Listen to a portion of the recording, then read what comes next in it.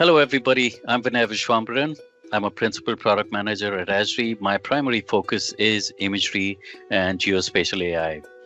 Now, we've shown a lot of videos, we've shown a lot of presentations where we talk about geospatial AI. We've shown you tools and applications. But what we really want to do next is we want to show you how this can be used in the real world in different sectors and in different industries. So Sangeet is going to talk about a little use case that we put together. Sangeet, you want to elaborate a little more on what you're going to talk about today? Hey Vinay, yeah, sure. We're going to talk about infrastructure condition reporting in the utility sector. All right, thanks Sangeet. So yeah, like I said, we've talked about tools. Now we want to talk about how you can use this in different industries. Today, it's going to be the utility sector. Take it away, Sangeet.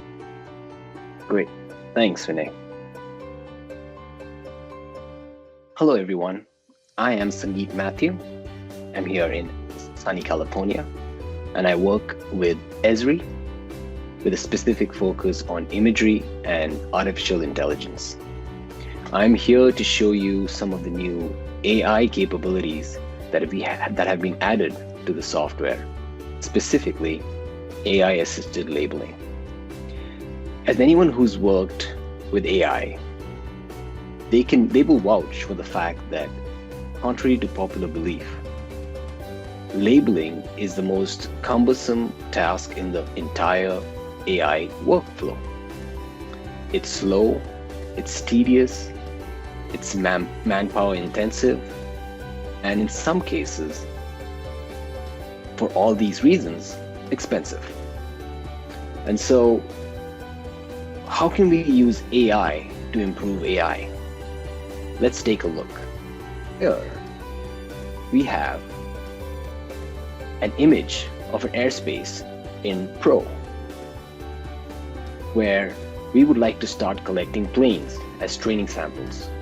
So as you see, you just launched the label objects for deep learning tool. And we can use this new text prompt feature here, where we can specify what we're looking for. And here I can specify airplanes. And this would actually use a foundation model to look for those features. And here we can specify planes. And as you can see, it does a pretty good job of finding the planes. Let's see another case right here of planes. And you see these are distinct features right here. And so it's able to find those planes pretty accurately. However, would you get these great results every time? No, probably not. In fact, more often than not, you're going to get results that are mixed. The system sometimes detects right and sometimes does not. So in this case right here, if you see when we type in trees, what you'll see is exactly what I mentioned, where you'll get some results that are correct and some false positives. Now we've added the experience for you to quickly review these results, remove the multiple unwanted detections, and then edit those classes, change these classes to clean up and perform QA quickly, as you can see in this case right here. Quickly remove all the false positives and reclassify them into, and in this case, it's vegetation. Here, let's look at this case where we want to label multiple classes at the same time, like cars and buildings. But in this case, generally, models are more generic, so it probably won't understand the word building as a prompt. What you can do is put in rectangular objects. And as you can see, it would find all those objects on the map, on the image. And here you see, you get these generalized results, and then you can quickly go in and edit these classes to personalize them to the classes that you are looking to train. In this case, houses and cars. So as you can see, this is going a long way in helping users get a head start. Not just for any task, but for all their labeling tasks. And this drastically increases the productivity on one of the most cumbersome tasks in AI and deep learning. To showcase this, I like to tackle a common problem that a lot of companies, electrical companies, face. Let's look at that right now. So one of the objectives of these companies is to increase the speed of maintenance reporting. Previously, they would have a surveyor or a field operator go to the locations and have them manually inspect these poles. These companies now use drones to collect info on these electrical assets. Here are some of those drone shots that they have taken. With these drone shots, they no longer have to send people out to the field. But they like to improve this process where they want to be able to use AI and deep learning, detect the broken assets so they can assign field crew to quickly fix them. Here are some examples of insulators that require maintenance. So for this, we will need to first train a model and then classify good and bad insulators. To do that, let's try and use a new AI feature to get a head start. Here, we have an image collection of insulators to label. So as you can see, it's going to be a task to label each of these small insulators. So let's see if we can use AI to jumpstart the process. But as I mentioned, the tool is very generic. It's probably not going to understand the word insulators. So what can we look for instead? A bagel maybe? Well, for me, this looks like a disk, kind of looks like a disk. So let's type in disk and see what we get.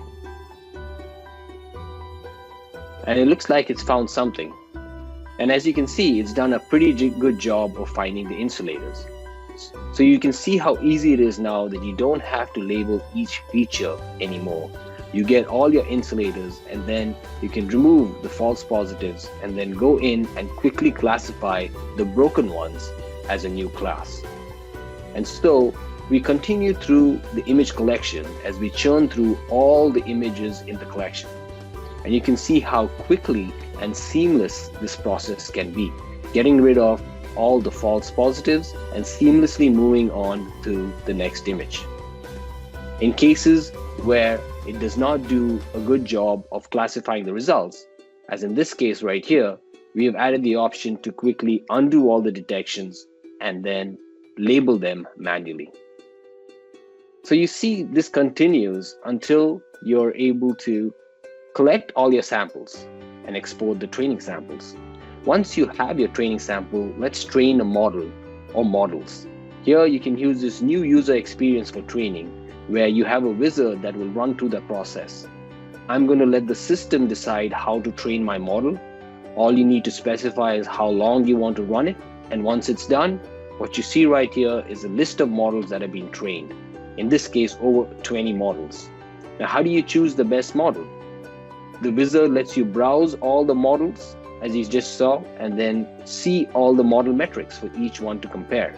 You also have this report that you can create that will give you all the training information and the different classes, as well as the training metrics for each model that you can present to the decision makers. And at the end, you have a summary of the best models for each class that has been collected. So you can see how easy this process is of training. Now let's go find some broken insulators.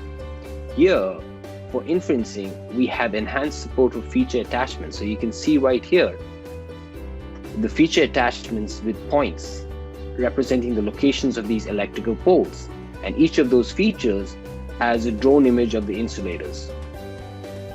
We can now run the inference tools on the feature class and the trained model. And what it does is it takes each feature attachment, performs inferencing in pixel space, and then transforms the results to the map. So once this is done, what you will end up seeing is the areas in red are where the poles are the ones which have poles that need immediate attention and maintenance. So the field crew can quickly go and assess it. So as you can see, this is just one example of how we can use the new AI capabilities to solve real-world problems. Not just for labeling, but all across the board in training as well as inferencing. So here's just an example of how you can use AI to solve AI problems. Thank you.